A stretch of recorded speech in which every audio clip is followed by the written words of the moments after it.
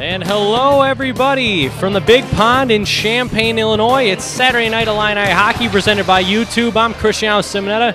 Eric Fisher will join me in just a second. Last night, goals from 7 different players powered the Illini to a 7-0 victory over the Rochester College Warriors. Freshman defenseman Joe Nolan stood out in particular, scoring 1 goal and added another assist while playing over 20 minutes of ice time. He led all Illini players in that regard and turned in a +5 rating. Eric Fisher joins me up in the treehouse here. We've talked a lot about number 27 in orange and gray throughout the year. How has his game progressed as the season has moved along?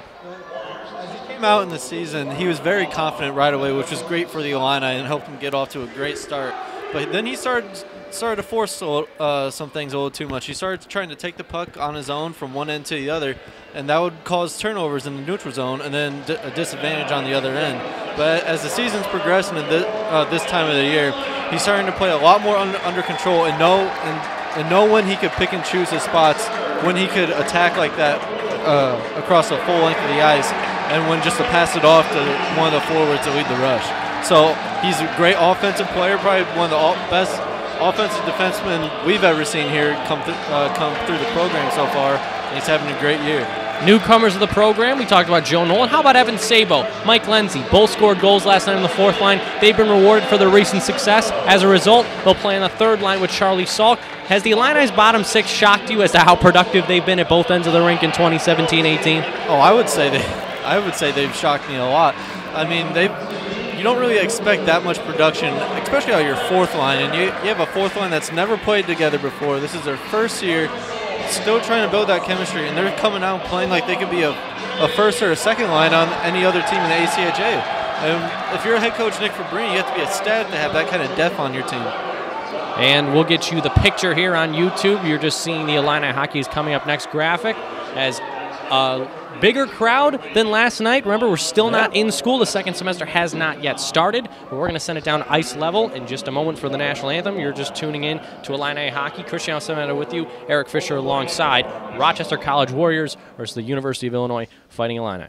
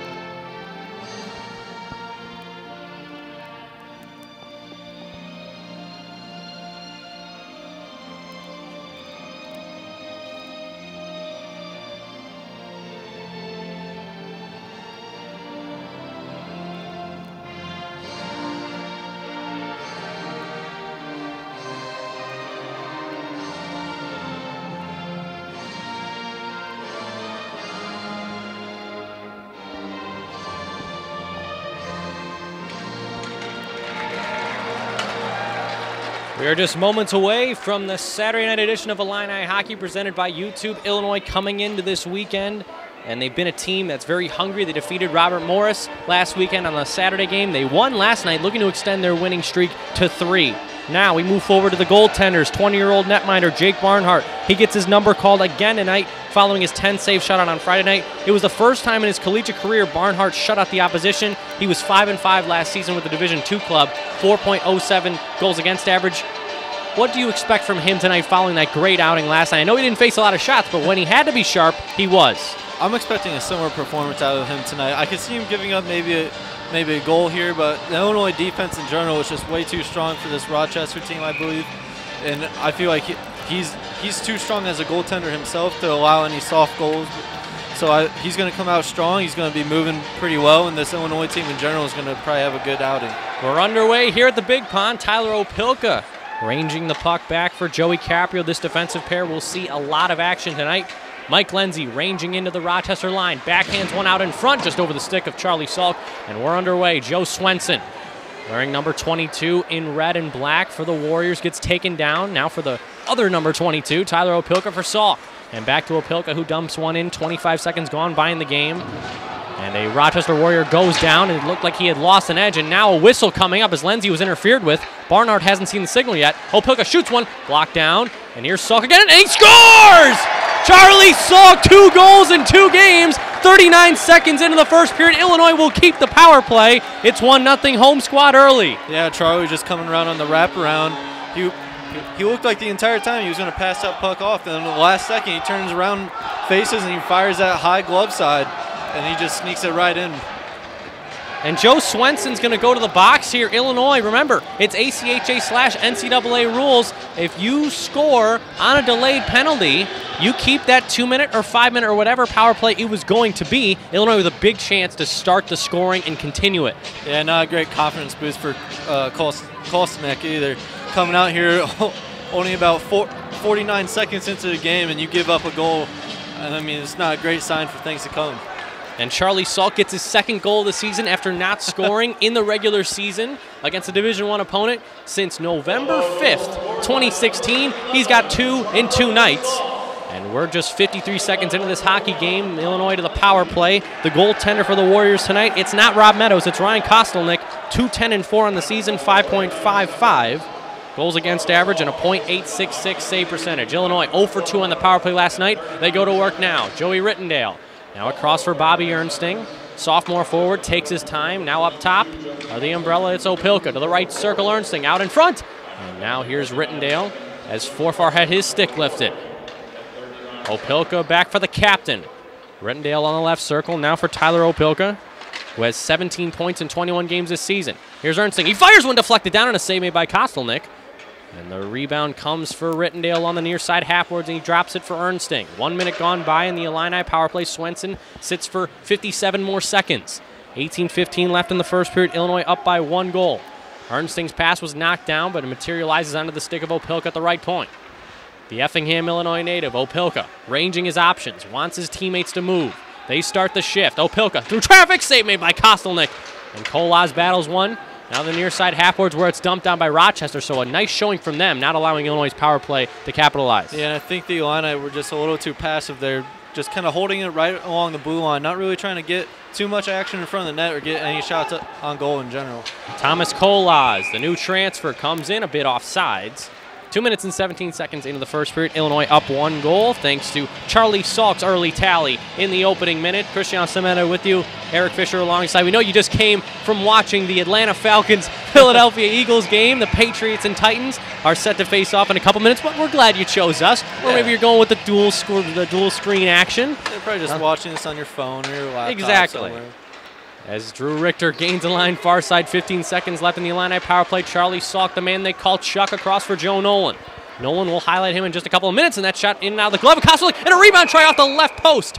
And the net comes dislodged as David Kellner with a chance to double the Illini's lead. 17:27 left in the first period, another whistle. Yeah, you know David Kellner is probably hungry to get a goal, as last night he had about 3 or 4 pretty good opportunities, but he just wasn't able to bury it in the back of the net, so you know he's going to be pretty hungry to put one back there. Face off to the left of Kostelnick. Salk on the draw has Dimitri Katzis at the right point. He'll try and play it to him. Instead, wins the draw for Kellner, and now for Katzis.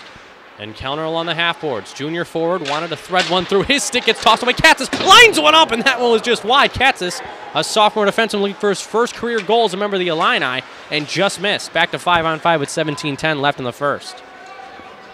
And here's the St. Charles, Illinois native, Charlie Salk, ranging through his own zone and his own circles. Stopped up at his own line by number 93, that's Jake Zarzicki. Zarzicki and Salk duel again. Back for Katzis. Goes across for Mike Turek. Turek comes into the lineup tonight as a couple of regulars for Illinois come out, including Eric Cruikshank and John Moskaluk. Mark Condotti and Jack Graham scratches as well.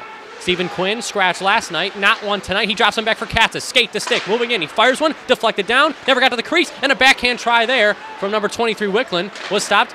And again, a blast from Katzis was knocked down. So Dimitri Katzis looking to fire early and often. Yeah, you're seeing a new third defensive line pairing in general with Mike Turek and Katzis coming out here. So they're going to come out here and try to prove that they should be earning more ice time.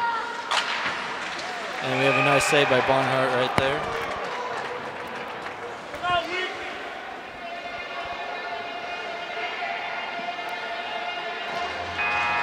So we have 1-0 with about 16-17 left to go in the first period. Charlie Salk netting the first goal on a nice little wraparound shot to get past Kostelnick.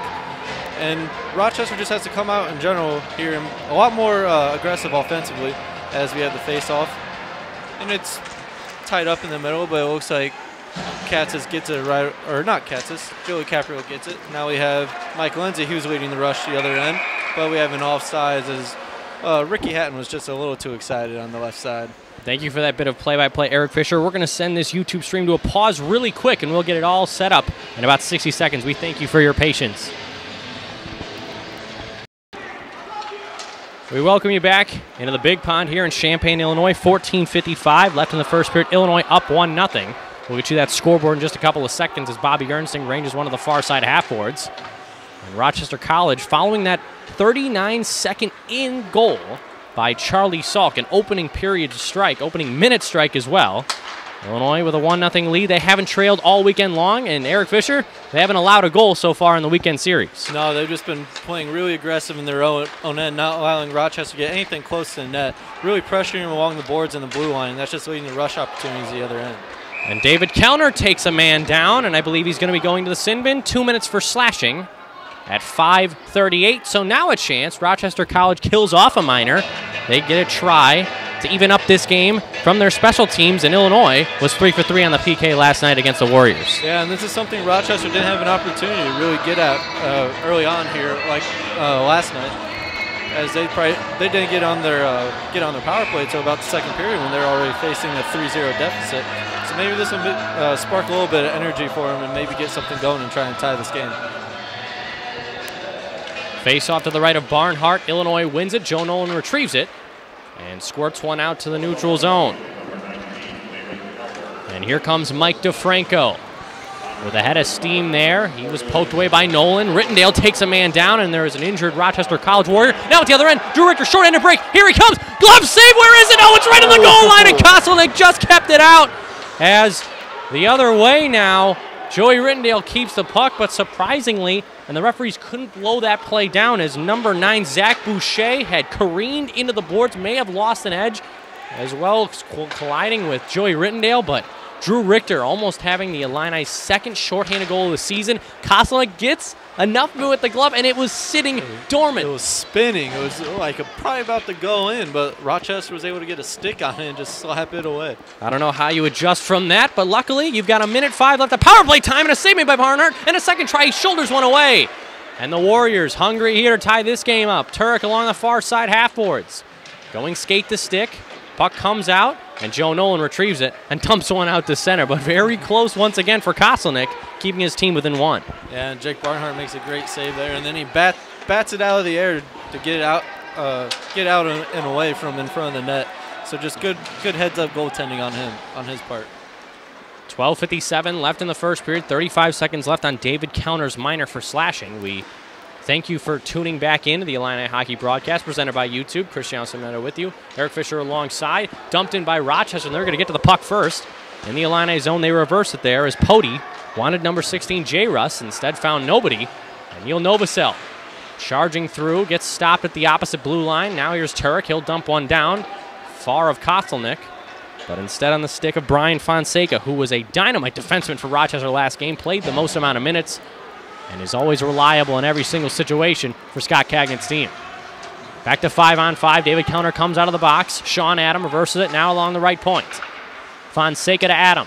Cross-ice pass. Here it comes. And now Luke Zarzicki for Sean Adam. He comes away with it. Adam sliding one in front. Cassis with a nice block. Fluttering pass to the right for Fonseca. He protects well while two Illini are on him, and they're trying to hunt for it. Joey Caprio finally outlets one for Evan Sabo at the red line, going cross corner. Redirects off of Bobby Ernsting's skate and into the Rochester College's zone. 11:50 left in the first period. 1-0 Illinois. Out in front, and Opilka was wide open for a high slot one-timer chance and just missed. Here's Kellner, pressure to the left point. Adam shadowing him well there. Shot from Caprio went wide. Ernsting attempting to screen. Opilka dips one back down low. Kolaz and Kellner on the forecheck. They cause a turnover. Thomas Kolaz. Sauce out in front. Ernsting shoots one, and that fluttering wrister just went wide of Kostelnik's glove. 11:20 left in the first period. 1-0 Illinois. What a pass by Kolaz right there, too. Almost like a no-look behind the back to Ernsting, who was cutting right in the middle, but he just couldn't quite get it on his stick. Illinois with some pressure here. Counter, takes a check, but keeps the puck. Fonseca around him. He drops one for Ernsting. Bobby Ernsting near side. Going backdoor. Here it comes. Opilka. And that shot was deflected. Illinois likes those cross-ice passes, and they've been connecting on them early in this hockey game with 10:55 to go in the first. They really also love to drop their defensemen down once they have the puck in the offensive zone, because the defense is dragging towards one side of the ice, so that leaves that weak side defender wide open to really pinch down and have a good look on the other end. Warriors in their own zone. It's Adam. Goes now for Zarzicki. Change here from the Warriors. Stephen Quinn disrupts a pass. Fonseca, who's been out for about a minute, backhands one out to center and into the Illini zone. This will not be icing as Wirt chases after it against Caprio, the senior defenseman. Driving over to the right side, it's Wicklund. Wicklund saucers one for Charlie Salk. Salk goes down in the opposite zone, the Rochester zone, and he's a bit shaken up, but he's going to continue his shift. Some physicality early here, Eric Fisher, something we didn't really see from last night's game in abundance. Luke Forfar led the Illini in hits with 3. Yeah, and we're also seeing the fans here at the Big Pond start to get into it a little bit too, as they were starting to yell down on the ice. Yeah, they're harassing Illini. Not exactly in full flux, but certainly almost. Fans are. The fans are, hey, they support this club. It seems to be like a cult following here at Illinois. And they're rewarded with some great play. Illinois ranked 9th in the ACHA rankings. A shot there, a headhunter there from DeFranco. Just missed the mask of Jake Barnhart. A slap shot coming through traffic. Barnhart's going to stick one away for Opilka at the far side. Opilka bumps away with number 22, Joe Swenson. Puck comes back for Rittendale. Second-year captain plays one for Stephen Quinn along the near side half boards. Quinn out of Naperville, Illinois. Dekes around a man, gains a line along the left circle. Is pushed off to the sideboards. 9:09 left in the first period. Illinois up 1-0 thanks to a goal early from Charlie Salk 39 seconds into the period. Here's Nolan trying to catch the Warriors on a change. Salk gains the blue line along the left side. Has Forfar down low. Escapes. Has 2 men on him. Goes down low for Forfar, and his pass explodes off his stick. And the other way, it's number 9. That's Boucher. Good to see him back out on the ice. Grant Stuve with the puck along the right point. Here comes Joe Nolan, left circle. Fakes the shot, fakes it again. Moving in. Walks the line once more. Stuve setting up Nolan. That pass was just redirected. Could be a 2-on-1 for the Warriors. And now the other way. It's a breakaway. Here comes Swenson. In on Barnhart. He just missed everything high. Joe Swenson wants his 7th goal of the season, and he couldn't get it there. Yeah, Jake Barnhart standing tall right there. Just not flinching, not falling for any sort of deke, whatever. Just coming out of the crease, meeting him, and puck just goes high. That was very close for Illinois. Nick Fabrini's got to be shaking his head at that chance that resulted from a pass from Grant Stuve being knocked down in their offensive zone.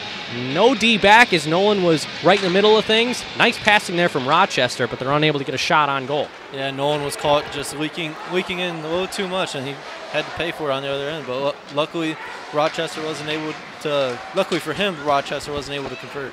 And here they come again, the Warriors. Nice play between the legs. Oh my goodness, Miles Levtov, and he's denied by Barnhart and was taken out. 1-0 Illinois, but a beautiful play from Miles Levtov out in front. But Barnhart, the smart sophomore, stayed with him.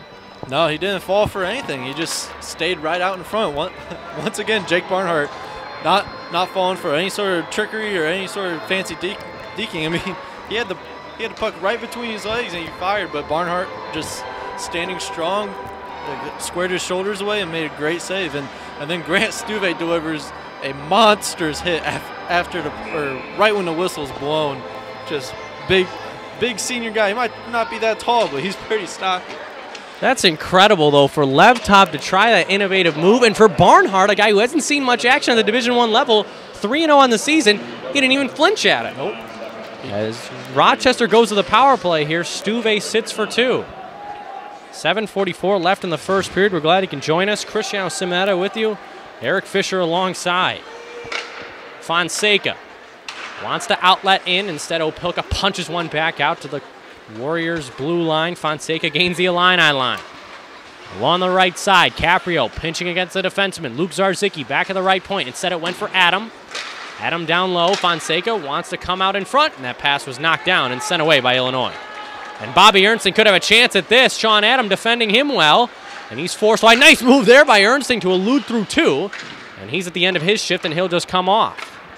Yeah, I feel like if Ernsting was coming off the bench fresh right there, he would have been able to have a potential one-on-one with Kostelnick, but he looked like he was just a little gassed at the end of his shift. Swenson drops one for Zarzicki. Luke Zarzicki now back for Swenson. Taking Nolan wide. Swenson shoved along the end boards. Mike Lindsay seeing some PK time, and look what he does. Backhands one, back into the Rochester Warriors zone with 6:40 left in the first period, 40 seconds left in Stuve's minor. Yeah, Rochester just not getting anything going in the neutral zone at all, and the Illini are just taking it from him with ease. Look out, 2-on-1. Novosel was stifled there as he had Nolan along the near side, and more discombobulation from the Warriors, and Forfar gets his stick tossed away again. And look at the other way, was knocked away by Pody. Pody was canceled out there by Nolan, but Forfar protesting at the other end of the ice. That distracted all of us. Now out to the far side corner, it is number 44, who's cross-checked a bit by number 7, Zarzicki, and that's going to be a call. 4 seconds left in the Rochester power play, and they didn't even touch the puck, which was an interesting move by the officials as DeFranco was begging the Illini to come after it. Instead, we'll have 4-on-4 play for 4 seconds as Zarzicki sits for 2 minutes and cross-checking. Yeah, it didn't look like a very good hit at all, as Forfar just almost went head first into the boards on that cross-check. So maybe just a little frustration coming out of Rochester as they weren't able to get anything going on their power play opportunity. But now the Illini are going to have a minute 56 of 5-on-4 hockey as soon as Grant Stuve gets out of the penalty box. Charlie Salk lost the draw. It's alley-ooped up for Nolan, protects it and shields it to Richter. 5-on-4 like Eric Fisher mentioned. And coming in offsides was Salk. The worst thing that could happen besides an icing and a shorthanded goal, the next best bet, is that offsides. Illinois is guilty of that in the first 11 seconds of their power play. Yeah, Kolas thought that pass was coming to him, but instead it was recipient was Salk, and Kolas was already past the blue line. Faceoff will come at neutral ice. Number 9, Zach Boucher against Charlie Salk. Boucher is victorious once again and cleared away by Levtov. Richter assumes the right point on this unit instead of Eric Cruikshank. Joe Nolan on the left point. There's some mixed and jumbled special teams lines as well as even strength lines. Here's Drew Richter using his speed. Going wide. Out in front for Counter, and he just missed. Oh, David Counter slipped in that soft area of the zone. And wanted glove side. Richter keeps the puck in. Look at the speed from him. Right circle fires. Save made rebound chance for Kolas. That was blocked out. Salk again. Left pad saved there by Kostelnick. That's outstanding. And out to center ice we go. Charlie Salk is going to become a goal per game player, it seems, over the past weekend. But he was denied there by Kostelnick with the left pad. Kostelnick made about 3 great saves there. The first one on David Counter. Then, Salk scores! It may have been directed in front by Counter, but Charlie gets his goal, his second of the night, second of the game, and that's all Illinois has had. 14:55 into the first period. It's a power play goal. That was just like the most nonchalant goal. His puck just slowly dribbled over to Salk, and he just a casual wrist shot, and I think it snuck in right under Kostelnick's blocker. And so Salk 2 for 2 tonight on his goal opportunities. Yes, we got denied in the left pad just seconds earlier, and he wanted that puck along the cross-ice pass along the right circle and finished. Back to 5-on-5. Illinois up 2-0. But Counter with that net front presence shielded Kostelnick's vision away as Novosel knocks a man down. Stuve along the left side corner. Counter doing all the little things, but eventually maybe he'll actually get a... Stuve for Richter, and that shot was just blocked, or excuse me, Katzis was pinching in at the right point. Now Stuve again, out in front for Novosel, one-timer, right pad save there by Kostelnick. It's a firing squad here at the Rochester College Warriors end, and it's cleared back in by the team in red. Turek battles there with number 13, Pody. Nice chance here from number 16, Jay Russ, but was knocked away. Pody on the right circle, out in front, and Swenson's stick was tangled up by Katzis, and he grabbed it for a couple of seconds, and now his stick is wiped away, and that's going to be a penalty coming up to the Warriors. Stuve escapes, and here comes Barnhart to the Illini bench. And Novosel's not going to get to that pass. Number 3, Fonseca touches up. A slashing liner coming to the Warriors. 2-0 already. Illinois trying to get this ugly in a hurry. Yeah, I don't know what Rochester was thinking, or I don't know why they decided to take that penalty right there. That's just a mental error. I mean, they saw what happened on the other end on the last power play is Illinois was able to get whatever they wanted. And so now they're facing that same thing for another 2 minutes. Face off to the left of Kostelnik.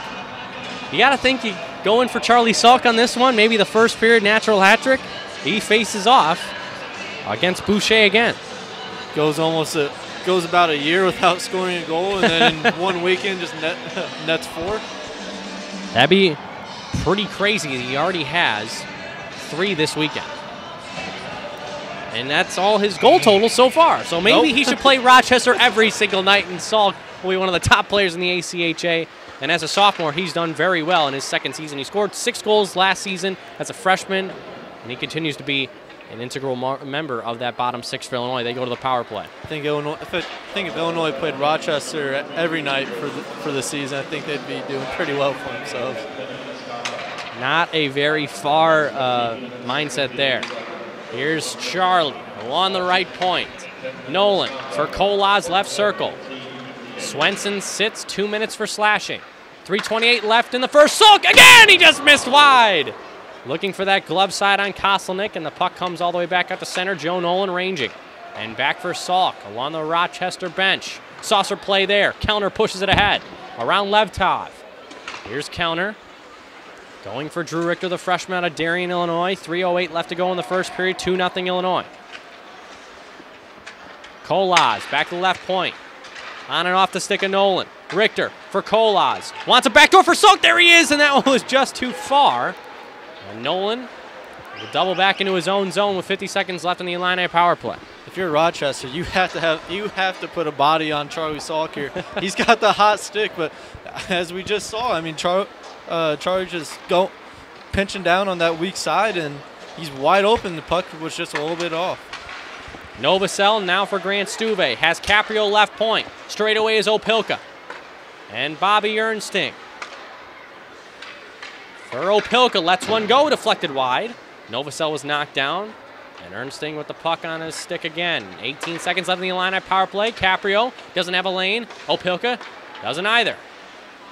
Opilka with a lot of space here in this wide ice surface of the University of Illinois. The Illini are 10-5 with this building. 5 seconds left in the power play. They've got to get a shot on. Opilka walks the line. Here's Caprio, left circle, shoots, scores! The Magic Man is back! Joey Caprio, it's 3-0 Illinois, 2:01 left in the first. Yeah, Kostelnik didn't stand a chance on that one. That was just a beautiful snipe in general. The puck goes high blocker, goes bar down, and just a beautiful goal by Caprio. And if you were wondering why Grant Stuve just picked up that puck, it's because Joey Caprio has scored his first goal of the season, his first goal in 396 days since December 13, 2016, and it's 3-0 Orange and Gray. Everyone's just breaking their scoring droughts now. Oh my goodness, that's fantastic. The only person left now is Candati, and he's a scratch tonight. He has to be pretty upset about that now. Oh man, here's Katzis. Play underway, a turnover. Here comes Levtov on the backhand, just up high. Over Barnhart, and now Evan Sabo. Nice pass there for Lenzi. Lenzi over the block guy. And slaps one in, possibly to himself. He gets it back. Now for Wickland, and that shot was blocked away. On the backhand, it's Lenzi. There's a scramble in the crease, and escaping away with it is DeFranco, who just wands one out to center. 1:24 left in the first period. It is Lenzi in between his own circles, digging around a pair of Warriors, and how about a trifecta of them? He gains the line far side, slaps one in, deflected wide. Mike Turek, a man who wants to destroy his own drought. 1 goal in 61 games played as a member of the Illini. Out in front for Quinn, and that shot was just wide. 60 seconds left. Quinn again. Out in front for Wickland. He's tied up, and a whistle goes as the net was dislodged. 59 seconds exactly left in this first period. It's been another exciting period for Illinois against the Warriors. Yeah, just another fast start, taking advantage of their power play opportunities, and Joey Caprio with breaking his score drought with just a beautiful shot. Nice little wrister from the left face-off circle. Goes bar down blocker side. I mean, I mean, that doesn't really look like a goal from someone that hasn't scored in over a year. Here's Rick Hatton, the freshman, now down low for Novacell. On the stick of Rittendale on the far point. Hatton, number 20 in orange and gray, his first game of the weekend. Plays pitch and catch with Novacell. Stephen Quinn going along the middle. Protects it, now for Nolan, on the left circle. He pirouettes with 35 seconds to go in the first period and drops one for Hatton. Novacell, Hatton again, Quinn wanted that one-timer in the high slot, couldn't get it. 25 seconds left in the first. Rittendale, now for Nolan, 2 defensemen leading the rush for Illinois here. Nice spin move there from Nolan. Hatton tries to fill in along the low slot. It's dropped there and recovered by the Warriors. And back on the stick of Novacell, fires one in and meets the end boards. With 7 seconds to go in the opening frame, Rochester may have a late chance. Zarzicki up ahead. And that pass was just out in front of him, so any momentum from Rochester College was stifled there. Illinois up 3-0 after the opening 20 minutes. Familiar. And it started off very early with Charlie Salk's goal 39 seconds in. He added another one later in the frame, and Joey Caprio, they call him the Magic Man, David Copperfield himself, scoring that 3rd goal of the opening frame. Your takeaway from this first set of 20? It's looking pretty familiar to Friday night's game. Illinois getting 3 goals in that one and to get 3 here tonight. So it'll be interesting to see if Rochester changes things up and maybe come out stronger in the second period. As last night they just kind of folded to this overpowering Illini squad. So it's going to be either Rochester coming out and they're going to throw a punch back, or it's going to be Illinois just putting their foot on the gas and just ending this game. Illinois up 3-0 after 20 minutes. We're going to get to the second period in 15 minutes. This has been the Illini Hockey First Period presented by YouTube.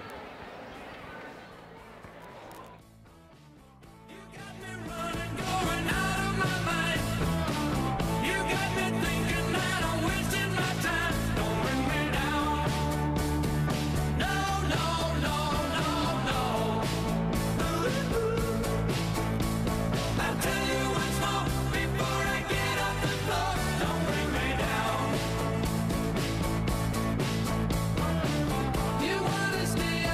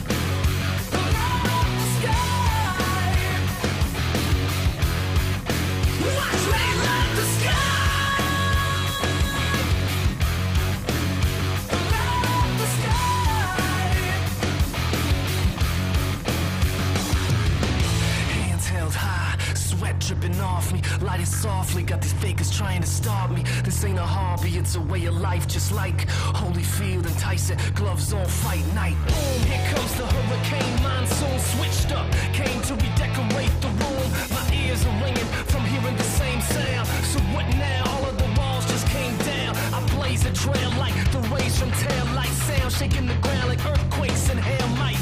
Someday I'll die, but not tonight. Excuse me while I light up the sky.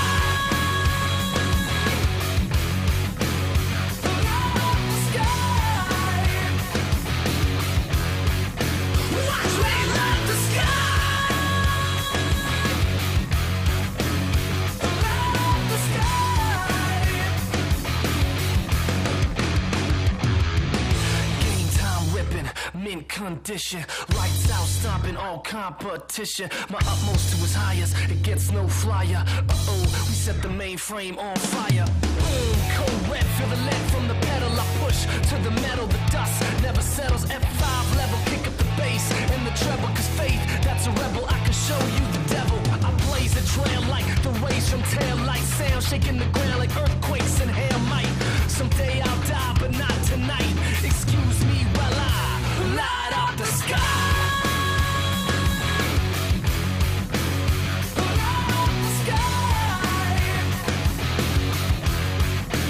Watch me light the sky. Light up the sky. Nowhere else have I seen such lines led by lambs. So if you're not afraid of it, stand up and take my hand. We got a battle up front, but beyond that's the promised land. And when we all shout together, man, believe me, they'll understand. Nowhere else have I seen such lines led by lambs.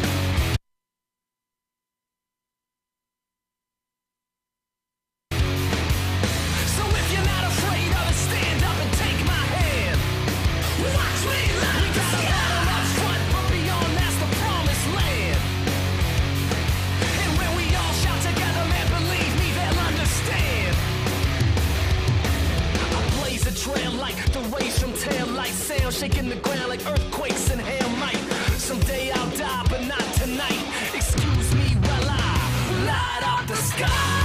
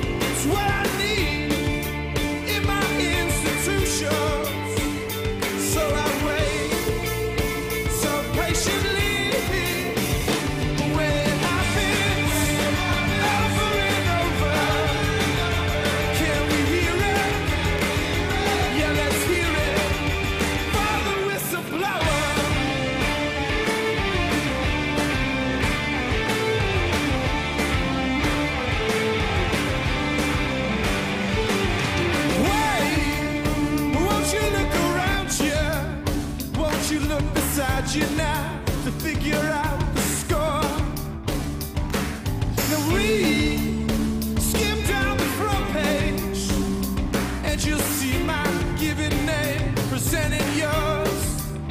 Just a little bit of faith is what I want, it's what I need in my institutions.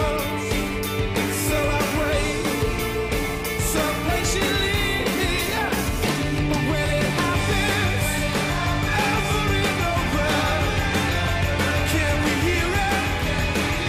Yeah, let's hear it for the whistleblower.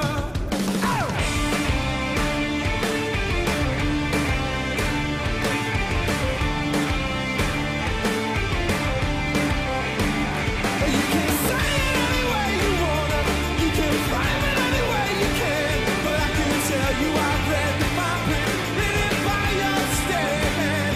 You can say it any way you wanna, you can frame it any way you can, but what's meant just a little bit of faith is what I want, it's what I need in my institutions. So I wait so patiently, but when it happens over and over, can we hear it? Yeah, let's hear it for the whistleblower.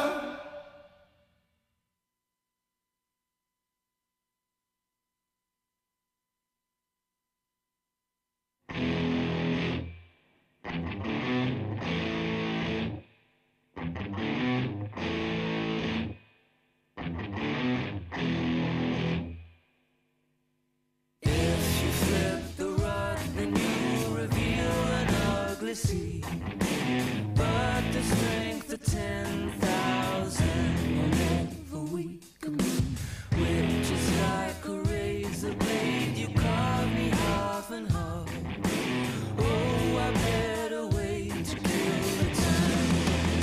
Didn't you read it in the detail? That if you're idle, then you're welfare. Now you want to know an answer, but if you dance, then you're a dancer.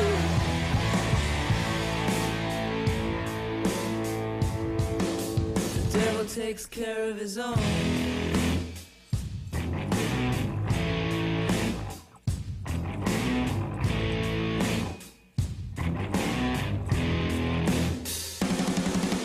Do you dare to speak his name? There's evil at the root.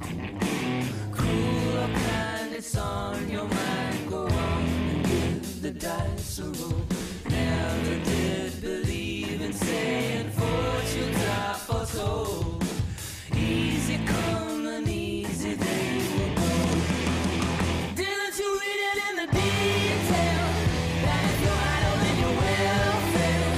Now you want to know an answer, but if you dance, then you're a dancer. Didn't you read about it? Oh.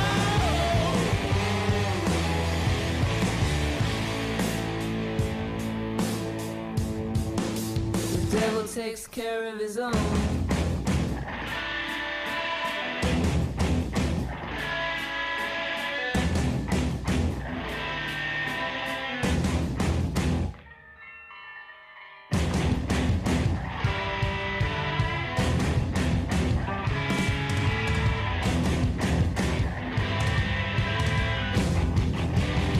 Didn't you read it in the detail? That if you're idle, then you're welfare. Now you want to know an answer, but if you dance, then you're a dancer. Didn't you read it in the detail? That if you're idle, then you're welfare. Now you want to know an answer, but if you dance, then you're a dancer.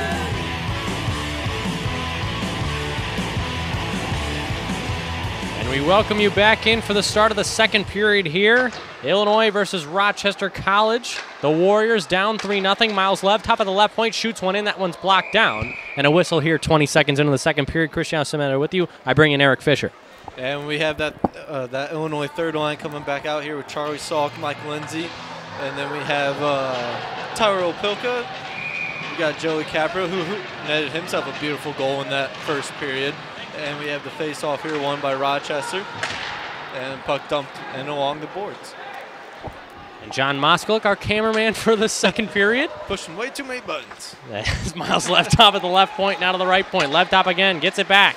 Dekes around a man, Dekes around two. Left top on the backhand. That one fluttered wide. And here is Zarzicki. Along the end boards, punches one up. Tyler Opilka spins away to the far side. Joey Caprio. If you missed the first period, he snapped a 396-day goal drought with that goal in the first period. Now out in front on the backhand. The Warriors trying to pester. But Zarzicki couldn't get the puck. Sabo hoped to outlet. Caprio tried to do the same thing. Left top, who's had an incredible shift. 18:40 left in the second period. He's got it again. Left circle. Great blocker save there by Barnhart and steers it away along the end boards. Left top keeps the motor humming. Goes saucer cross ice. And Fonseca has to double back into his own zone. Yeah, just Jake Barnhart just casually knocking that one aside. He's been looking tall in front of that net all night long. Fonseca driving along the near side, bottom of your screen. The Warriors dump one in. Opilka beaten to the puck by Trevor Pody. Pody cornered by three Illini and a shot from a bad angle. Defended well by the blocker of Barnhart once more. 18:07 left in the second period. 3-0 Illinois. Grant Stuve skates out of his own zone. Kabazinski's skate prevented that pass from moving any further. Trevor Pody gains the line right side. Deked around far, but he took the body and separated his man from the puck. Rifled along the boards, kept in by Fonseca. Winds one. That one looking for a deflection, but missed wide.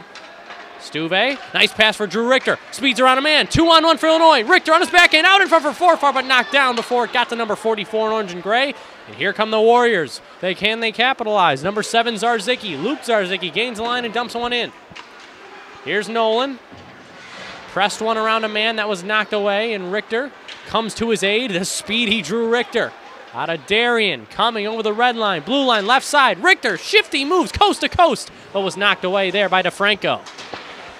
You gotta always watch out when number 10 in orange and gray is speeding down your way. I feel like he's not even going full speed either.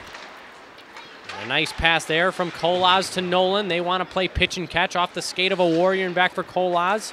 On the near side. That pass was intercepted. Breakaway here for Rochester. It's Pody in on Barnhart. He's in. Pat save there by Jake Barnhart, and he kicked one away to the near side. Illinois with an odd man rush. Counter and Kolaz with Rittendale as the trailer, and counter was knocked away as J. Russ launches one into the neutral zone, but it was prevented there. And Zarzicki back for DeFranco. Along the left side, chaos between all three zones. Barnhart, the story there, denying Pody of a breakaway. Yeah, but that should have been an easy goal for Rochester. I mean, you have a 2-on-0 like that. You have to spread your guys out a lot wider to make Barnhart try to cover more. Kolaz, high slot, score! Oh, wait, yes, sir! I definitely thought that hit the back of the net, but the referees may have to look at it as Kostelnik was screened extremely, and the red light came on. Yeah, but I mean, the referees aren't stopping play at all, and it looks like that goal is just not going to count. And Fabrini, looking over his bench, too, thought that one had gone in, so apologies there. It's still 3-0 for now. Stephen Quinn for Katzis. Could he make it 4-0? Out in front, and Quinn backhanded one between the legs. Now it's Katzis along the right point for Novosel. Down low for Wicklund. Wanted to jam it in, but couldn't do so as number 9, Boucher, knocked him away to the far side. Novosel to the left point for Turek. Mike Turek. Novosel, he's wide open. High slot, shooting one. Saved by Kostelnik. It's punched back out. Novosel wanted Katzis. That pass careened away. Could be another breakaway for Alex Wirt. Left side. But the puck just scampered over his stick left side. And now Illinois back the other way. It's a track meet between these two teams. Katzis leading the rush. Stephen Quinn and Neil Novosel go offsides. Delayed, though, as neither Illini player touched the puck. 15-13 left in the second period. A long stretch pass down, and number 26 is going to win the race, TJ Burns. Now to the far side. Pody for Burns again. Threading one in front to the right point for number 7, Luke Zarzicki. Jams one back down low. Kolaz had that wide open chance in the slot, and I thought he beat Kostelnik, who was completely screened by the play. And you don't often see those goal light operators pull that trigger unless they know that puck hit the back of the net. Bit of confusion here.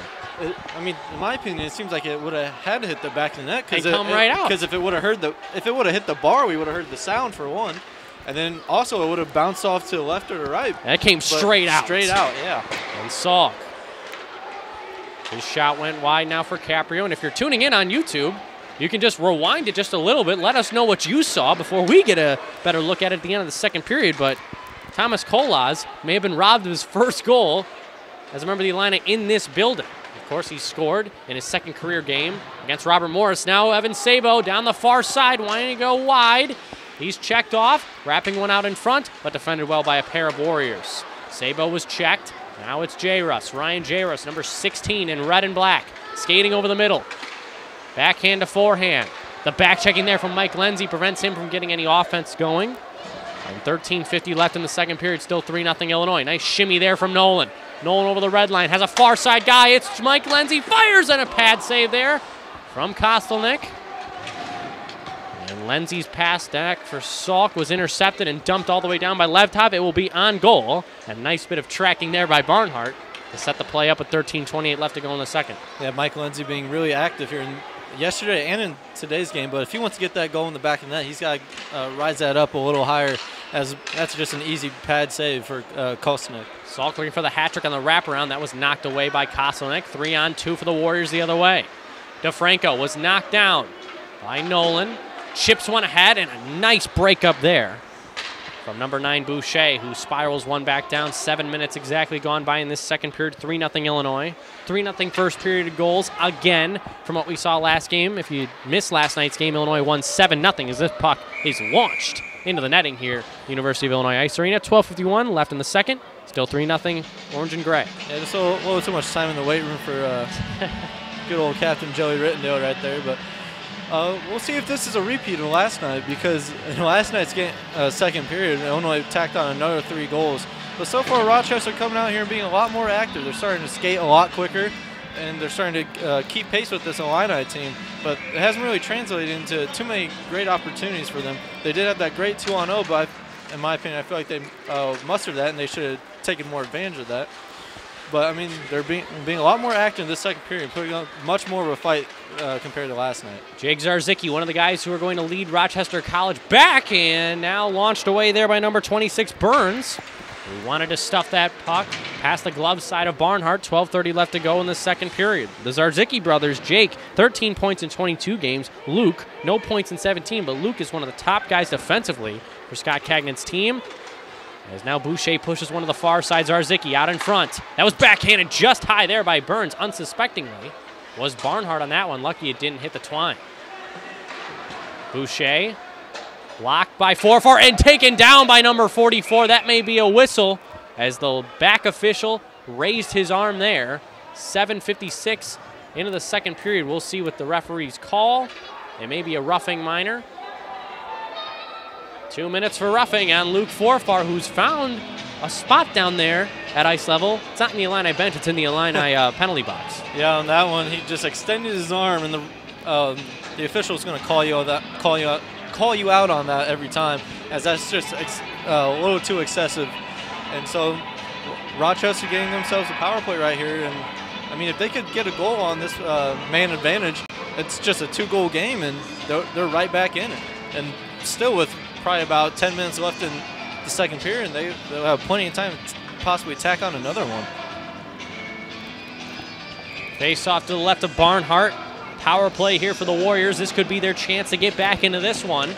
And right off the draw, that shot just came wide from Pody, who leads this Warrior team with 9 goals. 2 minutes on Luke Forfar for roughing with 11:53 left in the second period. Pass off the end boards. You may see the Warriors try and exercise that notion now out in front for Ernstine. Could be a 2-on-1 shorthander for Illinois. Saucer feed all the way across for Kolas, and that would have been an acrobatic effort for him to steer that one towards the net. Illinois, 4-on-5, but they're dictating the pace in the past 10 seconds there.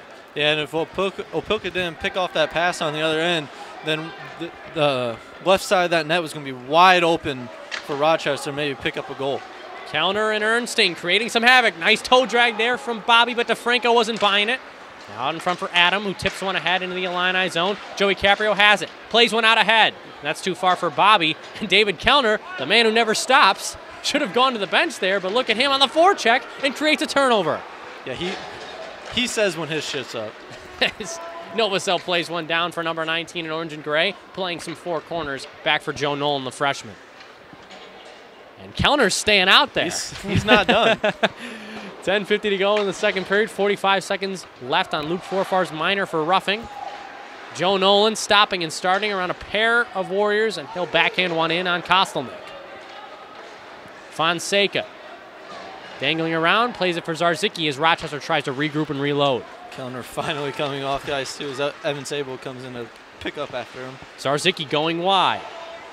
Very small forward at 5'7", 165 pounds, but he is not afraid to take body contact or dish it out. Here's Boucher, forehand to backhand on the far side half boards. Now back to the right point. It's Luke Zarzicki. Fires one, blocked down in front, and that shot was stifled just wide. Along the left point now, 10-10 left in the second period. 5 seconds left in the Rochester power play. Zarzicki does a pirouette. Novosel watching him like a hawk. Now out in front for a tip play. That's knocked down. Novosel, Evan Sabo for Forfar, fresh out of the box. Look at Nolan, far side. He fanned on the pass was Forfar, and he spins back and lost an edge and gets taken down. The Warriors smother him, but that pass was broken up. Sabo for Forfar. That pass is sent to the near side for Richter, fresh on his shift. Playing one to himself. 3 Warriors watching him. Richter to his backhand in front. Save made. Where is it? It's in the crease and finally taken away there by Boucher. Drew Richter. All of the Warriors were watching him, and he was able to dangle around them as Boucher gets a shot blocked with 9:23 left in the second. Yeah, Andrew Richter just has a perfect combination of blazing speed and amazing stick handling. And right there, he was able to just dance around four Rochester defenders and have a nice backhand opportunity right in front of the net. To the left point, it's Forfar. Kept in momentarily by Pody. Dimitri Katzis, look at the wheels on him. The sophomore defenseman going through 2. And that was poked away to the far side. Stuve back for Luke Forfar. Winding, firing, just went wide. And now it's Turek off his skate for Richter. Drew Richter toying with the Warriors here. Forehand to backhand, back to the left point.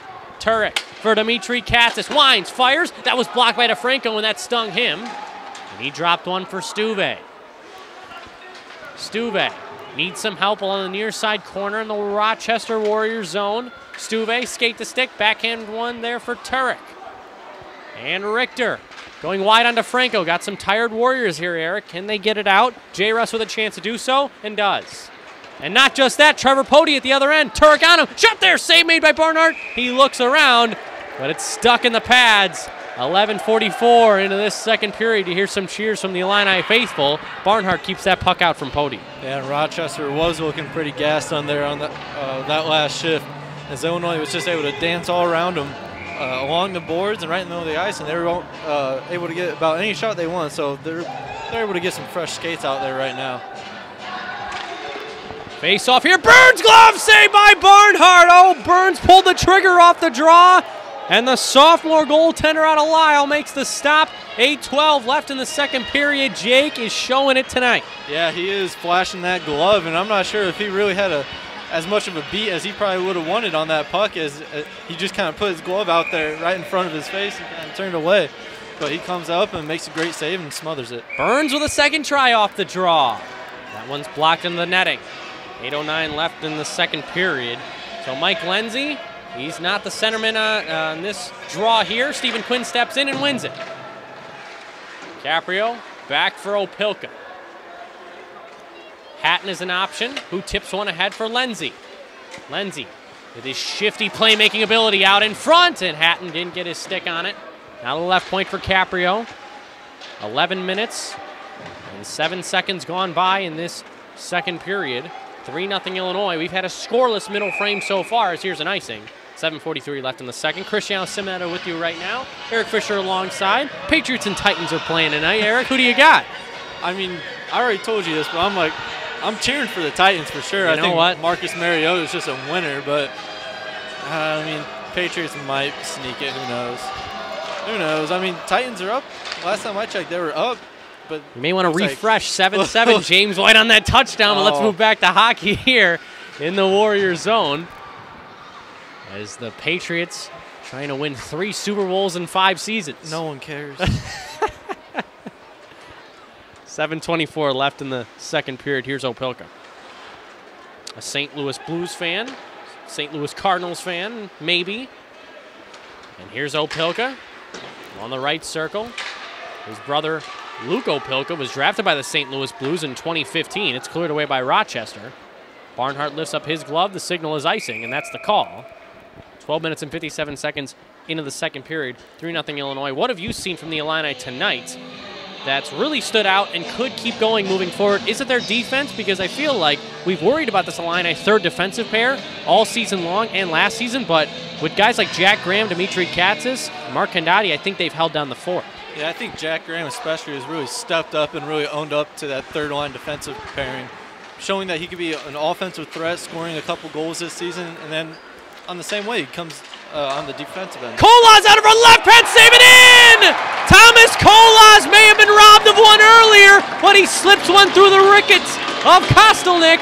13-14 into the second period, 4-0 Illinois. I was just about to say, too, the Illini speed has been on full display here tonight, and Thomas Kolas shows just that as he's blazing down the left slot, and he's able to pull it back and then go 5-hole right past Kostelnik to get his first goal as an Illini. Kostelnik couldn't stop that one. Thomas Kolas, who had 160 points, 146 games with the Peoria Mustangs of the North American Tier 3 Hockey League, now has 2 goals in 4 games, or 3+ games as a member of the Illini. He's going to be a big piece for the guys in orange and gray down the line. And just what a find by Nick Fabrini, being able to bring a guy like him in and just add that much more depth to this team. 4-0 home squad. Now out to the middle, it's J. Russ battling there with Salk. That was played away. Now over the block guy, over the blue line. Nice move from DeFranco. He's in on the backhand, and that one is stopped by Barnhart, and it's in the crease, and finally he covers up. And Miles Leftov cannot believe that DeFranco was stopped there by the guy they call Barney. 13:43 into the second period, 4-0 Illinois. Yeah, he's just not letting anything get by him tonight. He's always there on that first shot, and he seems to always know where the rebound is, and he's covering up really well. And, I mean, he got this, I guess I can't say what happened last night with him because I would probably jinx what he's got going on here tonight. But he's got another one in the making. Dropped one back, 6:10 left in the second period. Stuve for Turek. Mike Turek. The junior defenseman now up for Forfar, escapes. On the right side, fires, and that one was a headhunter and missed. And Turek will rescue that puck all the way in the Illini zone with 5:50 left in the second. Forfar, forehand to backhand. Looking around, he's got Stuve out in front. Grant Stuve fakes a slap shot and then slaps one on, and Kostelnik had to fight that one down.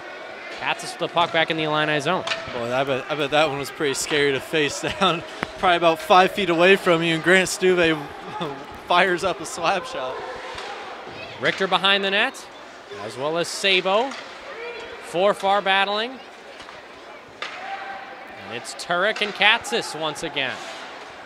Dimitri Katsas, who was injured, separated his shoulder in the early portions of the season, now back and healthy, as he's one of the more quick defensive weapons for head coach Nick Fabrini. It's a rotating cast there on that third line pairing as Evan Sabo has snapped his stick in a battle with Miles Leftov.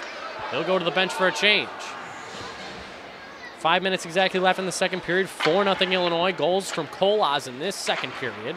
But Charlie Salk with 2 in the opening frame, as well as Joey Caprio. Stephen Quinn. Now here's Salk for the hat trick. He just missed. And a wraparound try. Left hand save there. And the net has been dislodged as Kostelnik pushed from right to left. Stephen Quinn robbed of a goal there.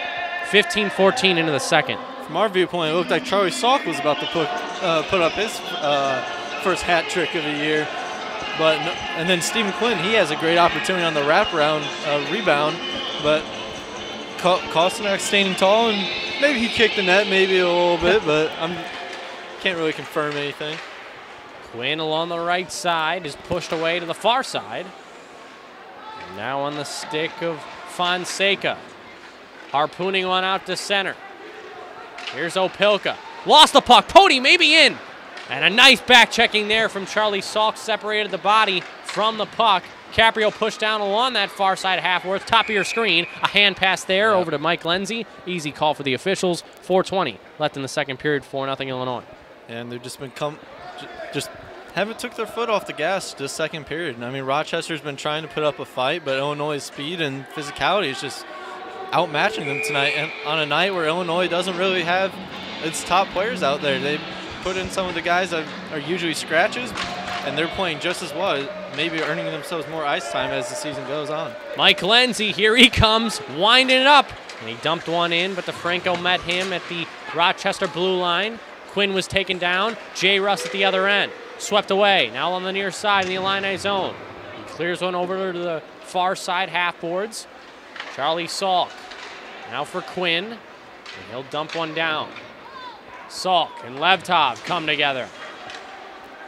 Here's DeFranco. Slapped at it. Deflected down there by Kolaz. Spinning away from a check. Now down low for Lindsay. Kolaz once more. Salk presses one back. Intercepted there by Zarzicki. And pushed out for Levtov. J. Russ battling. The puck comes free. Mike Lindsay again. Winding it up once more. Right circle. Here he comes. Lindsay wanted to go from forehand to backhand. Knocked away by DeFranco. So DeFranco 2. Lindsay nothing on that rush. Yeah, but Fabrini giving a lot of ice time to this third line for Illinois. Trying to see what they could do and maybe try to get Charlie that hat trick. Rick Hatton takes the puck over the red line, blue line, near side, drops it for Novosel. Shot save made. Rebound is in the crease and cleared away by Rochester. Barnhart will come out to play it with 3 minutes left in the second period. What will he do with it? Boucher on him, and a risky play there across the crease. Easy, big guy. Jake always keeping it interesting here. And 2:50 left in the second. It's Nolan. I don't know if that's really the ideal pass you want to be making. As you're facing your net, you passing it right along there. Hey, when you're confident, you're confident. Yeah, I guess so. Here's Rittendale, stretch pass, just behind Hatton as it was redirected. Now for Fonseca, who launches one back. Here is Rittendale. Angles one off the end boards to no receiver momentarily. Digging for it there. And now out in front, a chance here for Boucher. And he lost it, and the net has been dislodged. 17:40 into the second period. Joe Swenson grimacing a bit at the top of your screen after he was slashed. But no call coming up from the officials. Yeah, no. On that last opportunity, too, it looked like there was someone in position to bury that puck in the back of the net, but they just weren't able to get their stick on it. And it's just a lot of unfortunate plays like that for Rochester tonight that's kept them off the board. Here's Zarzicki. Near side corner. Novosel pinched there by Wirt. Here is Nolan on his backhand. That pass was knocked briefly by Kabazinski. Onto the stick of the Illini. Nolan gets it back. And Novosel for Hatton. A nice outlet feed. Here's Kolaz. Tom Kolaz over the blue line. Near side. Plays it around Fonseca. Four-man dog pile right behind Kostelnik with 1:45 left in the second period. Zarzicki escapes. He's got some great wheels. How will Turek manage him at the other end? Right circle, fires, shot there. It deflected up into the netting. 1:35 left in the second period, 4-0 Illinois. And Jake just still looking very confident. Makes an easy kick save on the end there. I mean, what a weekend it would be for him if he was able to get two you-know-whats. I mean, we're going to do this again? And maybe possibly earning himself that backup goaltender position, too.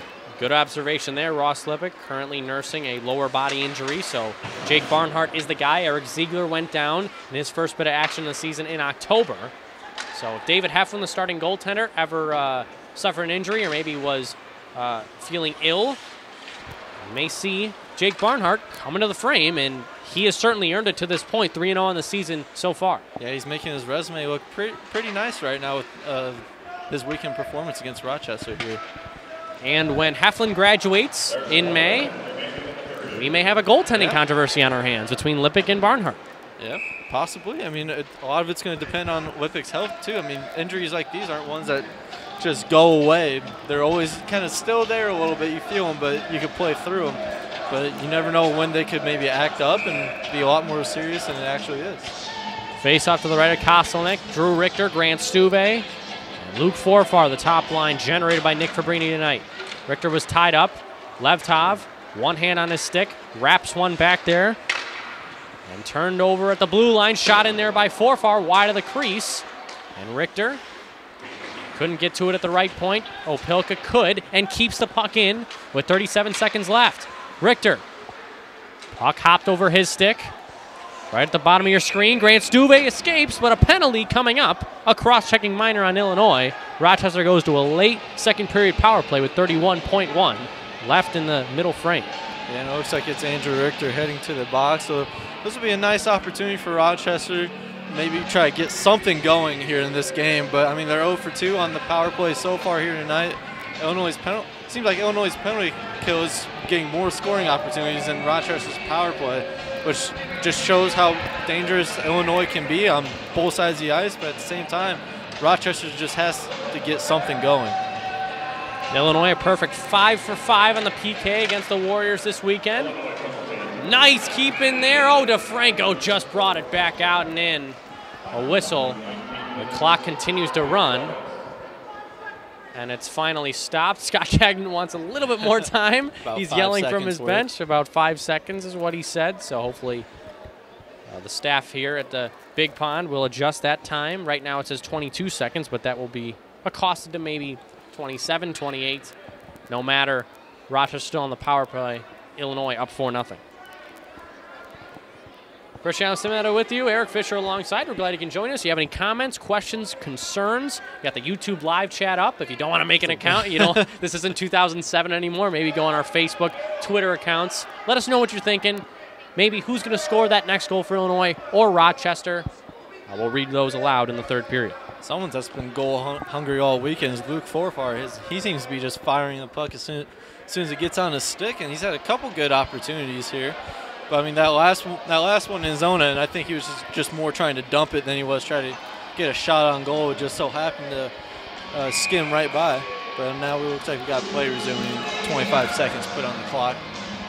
Face off in the neutral zone. Forfar against J. Russ. Forfar ties up his man on the draw. Caprio dumps one down. He wants a slashing penalty. He won't get one. Here's DeFranco.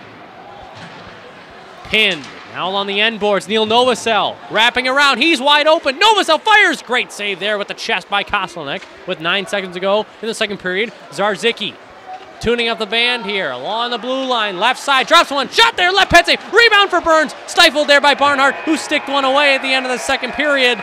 Jake Barnhart, 5 consecutive periods, keeping Rochester off the score sheet. Yeah, he did a good job just poking away there last second and make sure Rochester didn't have any more scoring opportunities. But Illinois not on pace not on pace for the 6-0 third period, but still a very dominant performance here in the second period, even though they didn't tack on another 2 like they did last night.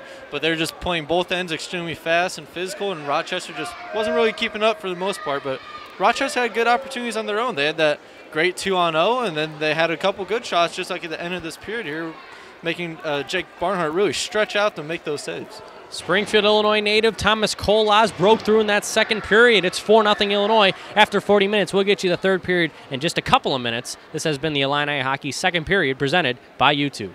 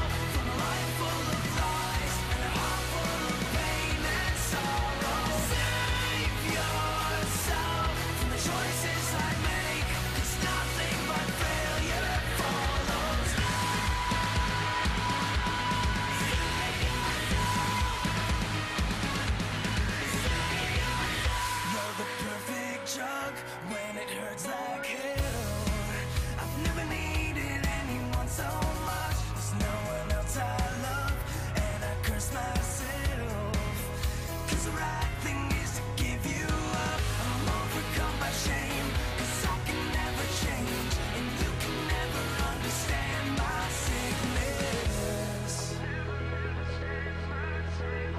Save yourself from a life full of lies and a heart full of pain and sorrow. Save yourself from the choices I make, 'cause nothing but failure follows. Save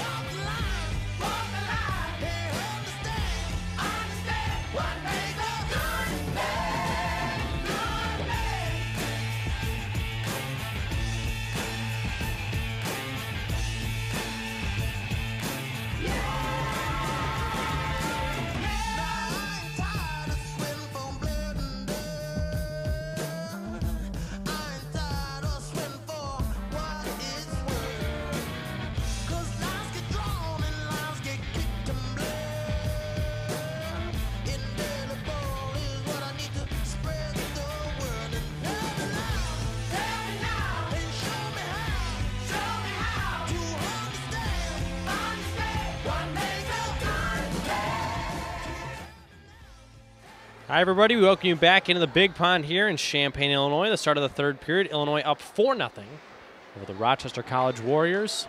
The Warriors on a power play for the next minute and 5 seconds. Christian Simonetta with you right now. Eric Fisher alongside. And now moving right in. A shot there just wide from Boucher. To the far side for Levtov.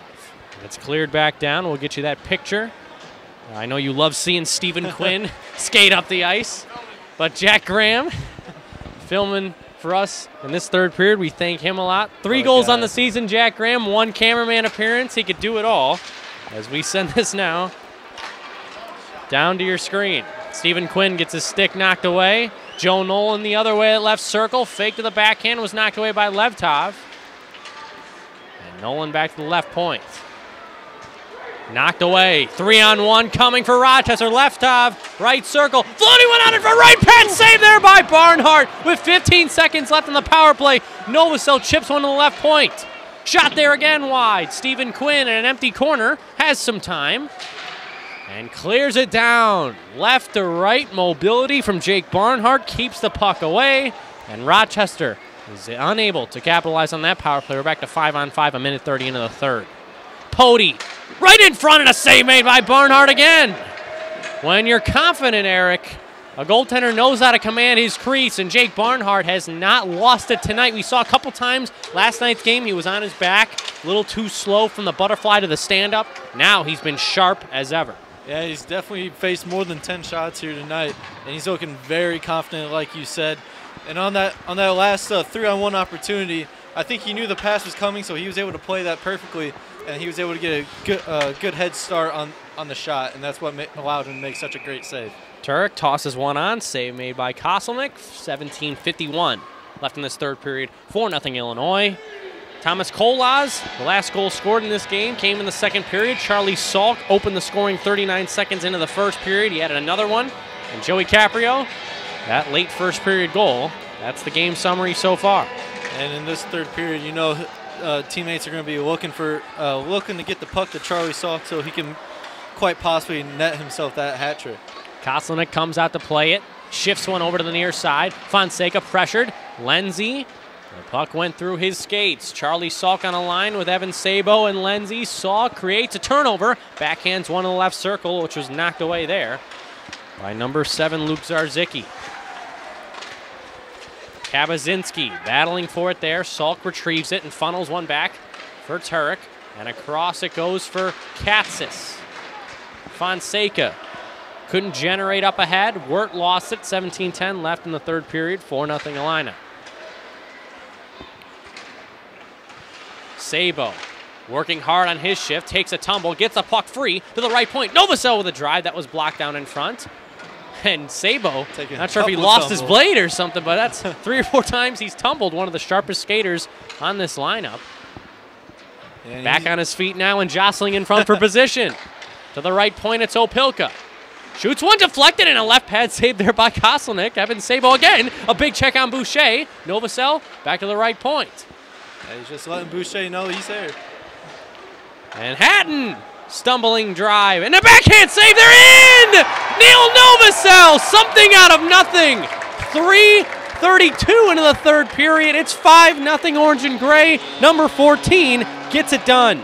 Yeah, but let's not overlook what Ricky Hatton was doing in front of the net. He was battling for that puck, and he was able to throw it right back out in front. And I think if you're Koselnik, I think you have to step up and you have to smother that puck, because if not, you're leaving it wide open for a guy like Novosel to come in and easily backhand that into the back of the net.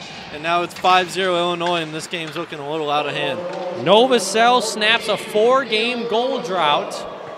As the puck comes into Barnhart, 16:21 left in the third period. Novosel, who was 13 for 18 on faceoffs last night, now scores a goal. That's his 5th goal of the season. Who is destined for the 4th line. We see him playing on that 3rd line. It's just another guy in that bottom 6 that has proved to be more than just that. And a guy that wasn't even guaranteed a roster spot coming into the season. He looked like he might go back down to D2, but I mean, he's certainly earning his ice time here this season. And it's a guy that started out on the 4th line, and he was getting interchanged out every night or so. And now he's a guy that's seeing consistent time here every night. Ernsting with a shot, blocked away by the left pad there of Kostelnik. Kellner, down low, here comes Bobby, out in front there for Kolas, and again a shot, and in! David Kellner scoops up the juicy rebound, 15:58 left in the third period. It's 6-0 Illinois. Yeah, David Kellner probably feeling a nice little relief after that one, because the last 2 nights here, he's been really struggling to bury the puck in the back of the net after getting some good looks, but he just cleans out one up and he gets his first goal here on the weekend, and he certainly earned it with how hard he's been skating here. David Kellner picks up his 4th goal of the season. May need Jack Graham to keep filming the entire season long and keep him off the ice next week against Jamestown, but of course we'll expect number 18 not behind our camera and instead facing off against the University of Jamestown in what should be an impressive matchup between 2 top-ranked ACHA teams. Forfar spinning one in below, and now here's Nolan at the left point. Kolas gets that primary assist, so another point for number 26 in orange and gray, making his presence felt early in his tenure. Down low for Forfar. Forfar with 3 men on him, spinning back. Here's Richter. Out in front, Forfar, save made there by Kostelnik. Oh, Luke Forfar wants that first goal this season, and Pody at the other end making some moves on Nolan. Yeah, maybe if Grant Stewie was about a foot over to the right in front of the net there, he would have had himself a chance to put the puck in the back of the net on a rebound opportunity. Nice move from Richter, trying for another set of moves, but that was knocked away by DeFranco and outletted for Rochester. Turek steps up on a man at the red line. DeFranco moving in, delayed offsides. They whistle it down. 5:10 into this third period. 2 goals from the Illini in this final frame. And like I mentioned, just under 6 minutes in. Yeah, and it looks like Rochester's just kind of laying down here. They aren't really putting up a fight on the other end. And I mean, you know, coming in, they took a real loss after last season, losing some of their top guys, and they came into the season ranked 21st, and just not able to back it up. Oh, Lindsay is flattened by Adam at neutral ice. Lindsay appears to be okay.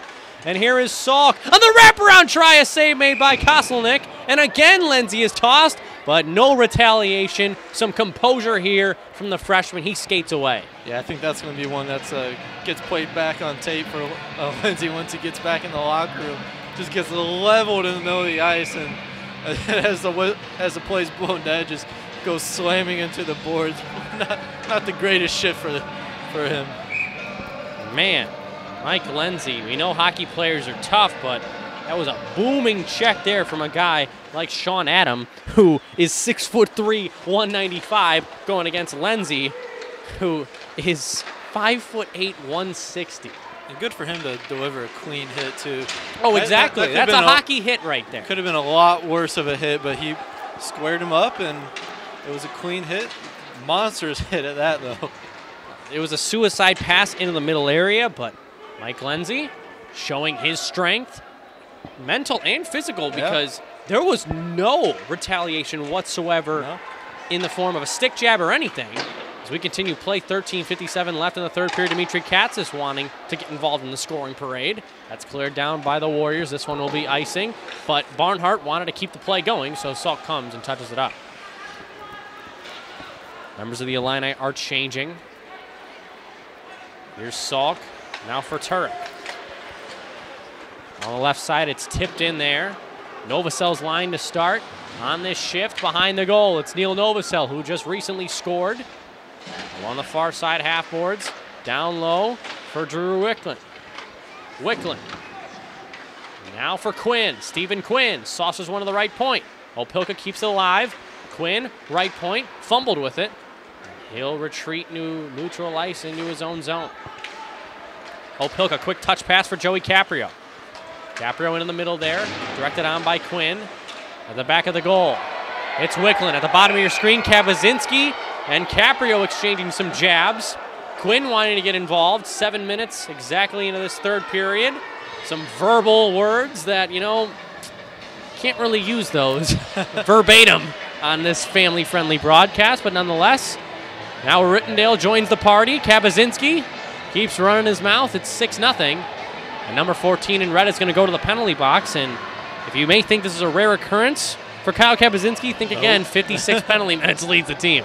Yeah, just probably frustrations of the last 2 games here coming out on that one, as these haven't been relatively competitive games, and I mean that's just not fun to be a part of if you're on the Rochester team. So probably just a little frustration coming out, a little anger. It's nothing too much really, but it looks like Caprio sits. And I mean, I like that from the referees, though. You have to set the tone. Exactly. It's a 6-0 game. Take control. And you don't want anything to come out of this. Yeah. So what? A guy gives a jab to one another, maybe some fists throwing to the chest area. There's nothing. Come on. No. It's a 6-0 game. Just send both of them in for 2. Yep. The referees, I think, make the right call. I wonder if they're going to be offsetting minors or coincidental minors. They're going to be 4-on-4 play for the next 2 minutes. 13 minutes left in the third period. Cristiano Ciminetto with you right now. Eric Fisher alongside. And 4-on-4 play definitely benefits the Illini here, as they have guys like Thomas Colas and Bobby Ernstine who know how to take advantage of this wide ice and are extremely fast. And look at Colas skating away to the far side corner. Bumps into a man. That was J. Russ. Now for Zarzicki. And our turnover here on the back end. Out in front, Ernstine shot just off the outside of the cage. May have been a shoulder save there from the new goaltender. Or is Koselnick still in the net to our left? I think there may have been a goaltending change during that stoppage. 6-0, 12:34 left in the third period. Yeah, a coach would do that just to bring more energy to his team, maybe try to get some sort of spark coming out. It's not necessarily a change because of goaltender's performance. A lot of the time it's just really try to pick me up for the team and kind of like a wake-up call, as you could say, just to try and bring some more energy and some more enthusiasm into the game. But with 12:34 left in this one and 6-0, I don't know if there's much you could really do to pick up Rochester. Trevor Osko comes into the game for Rochester. This is his season debut in a 6-0 game, 4-on-4. This is not the way to open it up. Ernstine, what a move, and he scores!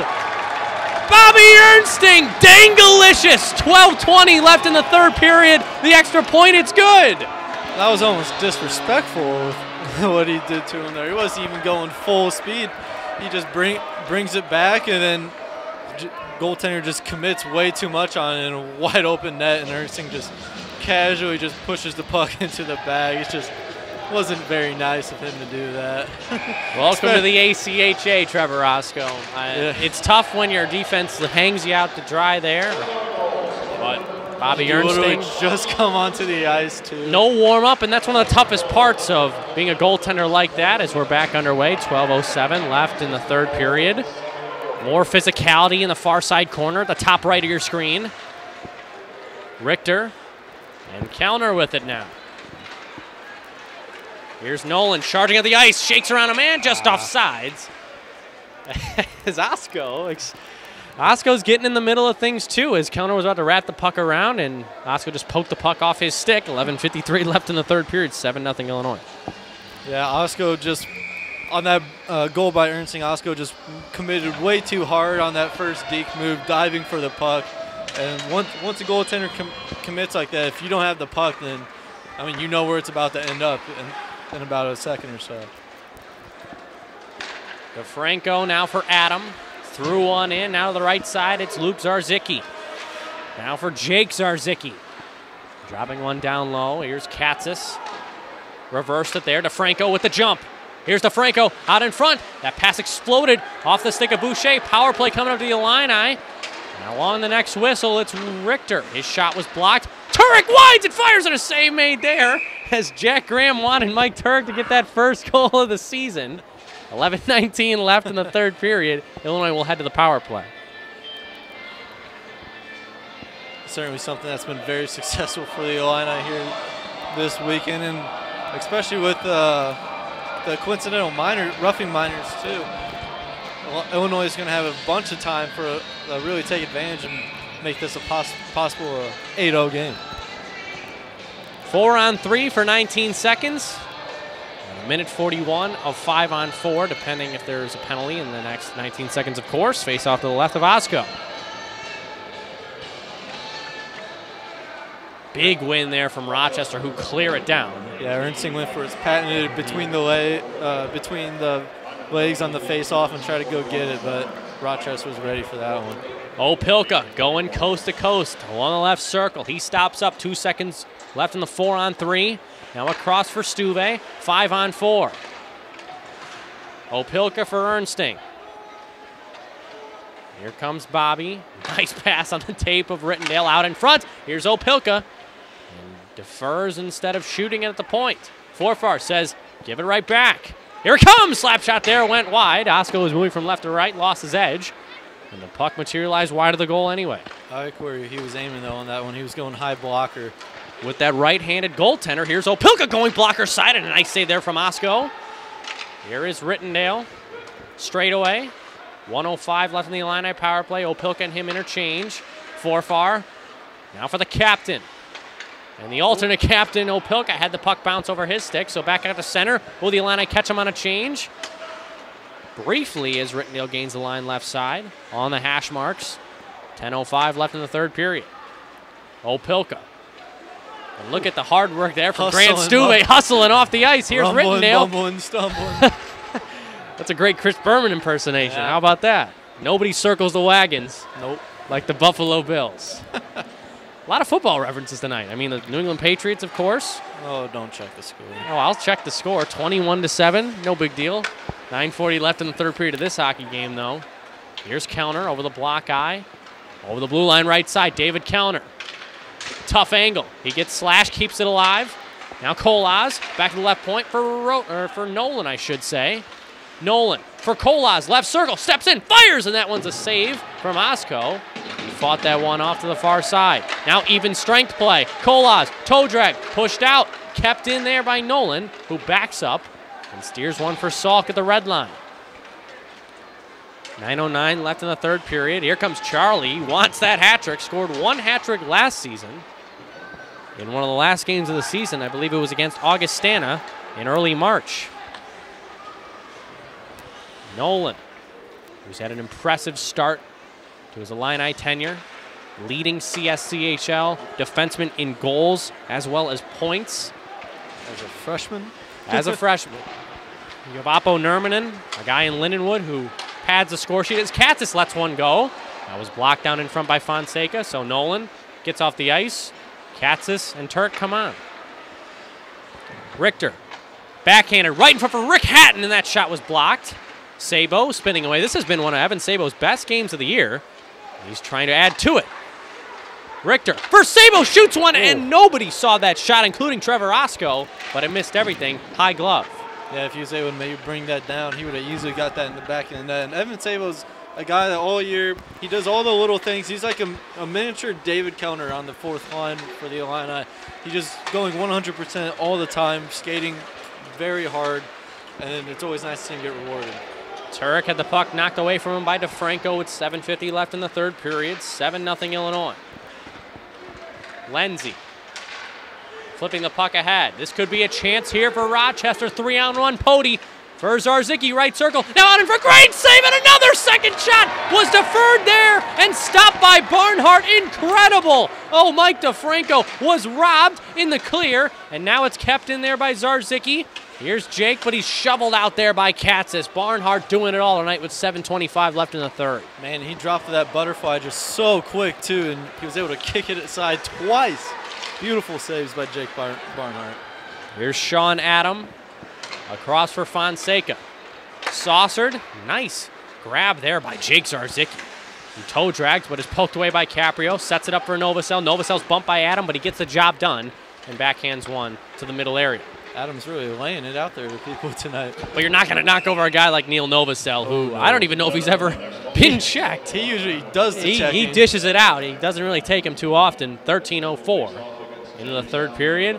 7-0 Illinois. You can catch next weekend Illinois in this very building against University of Jamestown, who haven't played Illinois in probably a couple years, maybe dating back to 10 years. But Jamestown has developed an outstanding program. They're right in the mid-teens of the ACHA rankings.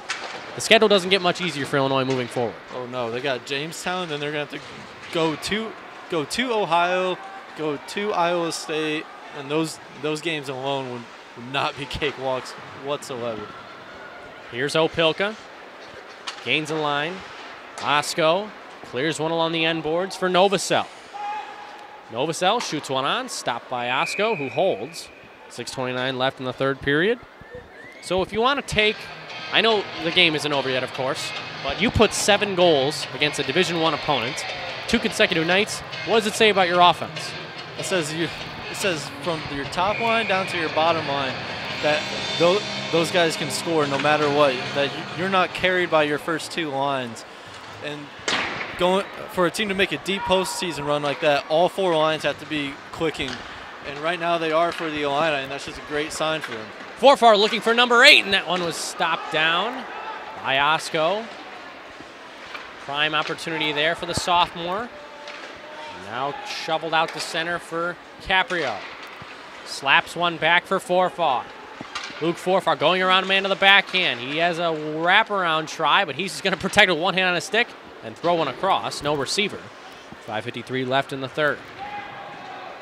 I think it's pretty safe to say we could start thinking about Jake Barnhart maybe getting his second you-know-what on the weekend. It's getting there. It's getting there. He's certainly earning it here tonight, too, with some of the saves he's made.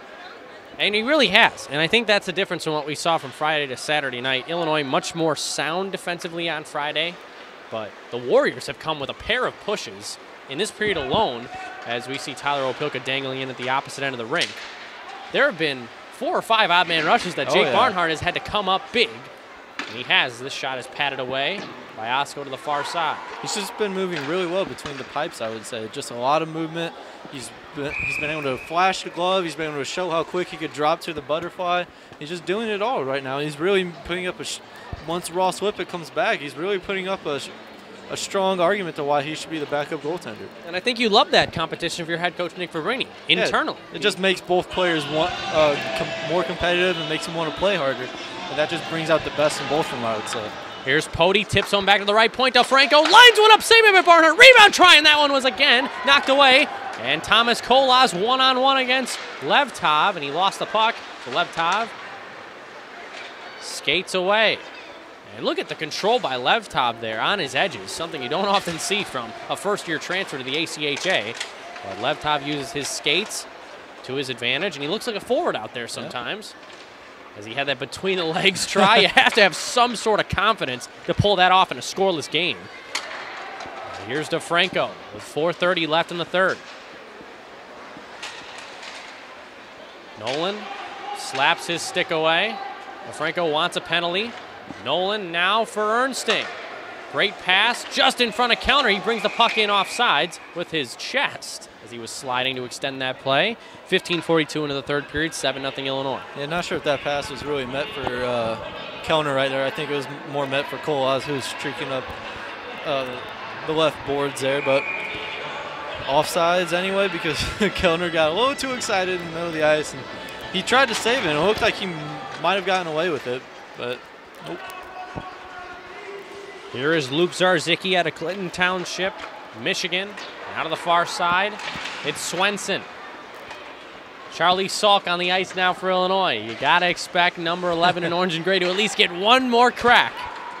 And finding that hat. A great pass on the tape of Swenson the other way. He's in, shoots off the outside of the cage, poked out in front, and finally it's in. May have been redirected off in front by Zach Boucher, but Zach Barnhart allows a goal. 3:52 left in the third period. The Warriors strike. Well, we can't say it was our fault. We never said the word shutout. We never did. Nope. But Jake Barnhart with an incredible oh, yeah, for sure. streak against the Rochester Warriors. 60 minutes last night. And how about this tonight? 56:08. So almost 120 straight minutes without allowing a goal against the Warriors. 7-1, Illinois. And that goal in no way is his fault, I would say, in my opinion. Just a loose puck in front of the net. Just an unfortunate situation for him. And it's a correction. Alex Wirt picks up his first career goal in the ACHA, so congrats to him. Now out in front, Novosel lines one up wide. Fonseca had that pass out of the zone, though, Eric, right on the tape beautiful of pass. Swenson. And he just threw the puck back in front. There's nothing that could have been done. And Novosel with a sky riser. He gets another chance. Down low for Hatton with 3:10 to go in the third. Katzis winds one up. Fire save made there by Osko. And behind the net, having some trouble with it was J. Russ. Quinn's pass was intercepted by Wirt to the far side at Swenson. Shoots one high. Barnhart didn't even have to move at it. 2:49 left in the third period. Boucher wants to go at Turek, but the junior defenseman stops up and saucers one. Illinois goes off for a change. Circling in his own zone is DeFranco. To the far side, here's Levtov. He's away in the slot. Shot save made, sticked away by Barnhart, and Pody behind the net. And Barnhart has kicked off his right post. He gets a whistle. 2:23 left in the third period. We've seen that net to our right, the right on your screen as well, come off multiple times throughout the season. I don't know what you can do. I mean, you super glue, Gorilla Glue. Flex Seal. Where's Phil Swift when you need him? Oh, man. Face off to the right of Barnhart. Flex Seal. Pody with a backhand there. He tried to deke and the puck fluttered off his stick and towards the front of the net. And now Zarzicki along the right circle in the hash marks. Dumps one down low. Centered there by Boucher. Outletted here. 3-on-2 for Illinois. Stuve over the block out of the right side. It's Richter. For Stuve on the backhand. Opilka was the trailer, but it never got to him. Under 2 minutes to go in this game. I think that play right there kind of shows how much trust Grant Stuve has in Andrew Richter. Because yesterday he was telling us about how just give Richter the puck and then let Cruikshank and I just receive his passes. And instead of taking that puck himself on that rush, he passes it off to Richter to let him try and make a play for his teammates. And we have a whistle here. A kneeing minor coming up to the Warriors, and Mike DeFranco sits for two. Is Charlie Salk going to be coming out on this top power play unit? Oh, well, he's out there, so it looks like it. He's going to probably be lined up right along the left side right there, trying to send a one-timer pass, but it looks like he's also taking the face-off. He could do it all. A jack of all trades. Charlie Salk tonight against the Warriors. He's been the guy. 6 goals last season. Now up to 3 this season, and they've all come this weekend. 1:38 left in the third. Salk tie up on the draw. Sabo for Rittendale. Here's Salk posting up, lingering. Oh, he wants it. He's lining. He wants it. Here he comes. Salk fires, glove down by Osko. I don't know if I've ever been that excited to call a 7-1 shot there, but for Charlie Salk, it'd be a memorable goal, if he was able to find Twine. I think Salk was just kind of a little too far out. He's right skate was hovering right along the blue line. And usually a shot like that, when a goaltender has perfect vision of it, really has zero chance of going in. Katzis to the right point. It's Rittendale. The captain slaps one on. Save made by Osko, and good rebound control from the freshman. 1:19 left in the third. Yeah, we haven't really talked about Rittendale at all this weekend. Just the guy that does his job, and he does it well. And he's someone that doesn't need praise because you know what you're going to get out of him every night. Well, you look at Joey Rittendale's numbers. He leads the team with a +16 rating. +5 last night with Nolan.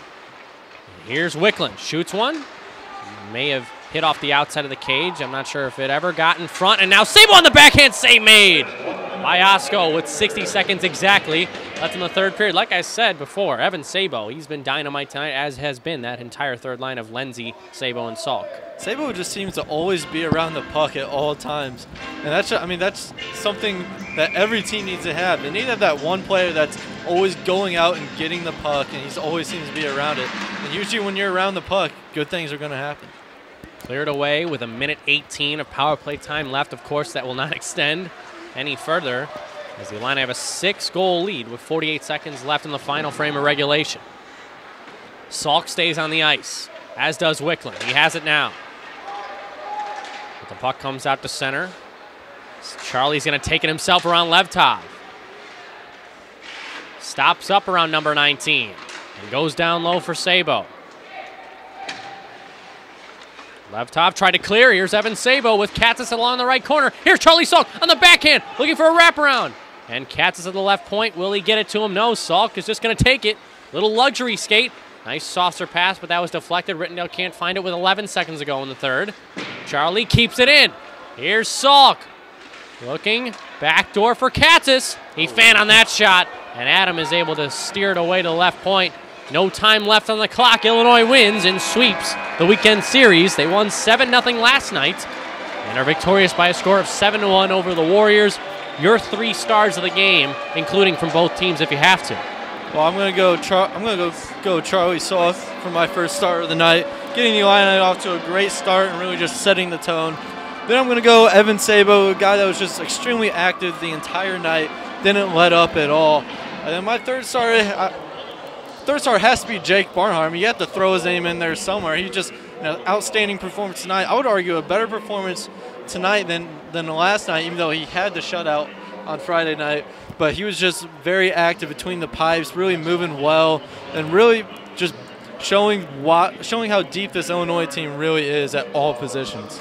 And Jake Barnhart extends his career winning streak at the Division I level to 4-0 on the season, and he hasn't allowed more than 1 goal in a single game so far. You mentioned maybe a bit of a controversy in that backup role with Ross Lippick injured, but Jake has stood tall and did so against the Warriors on the weekend series. Illinois wins 7-1.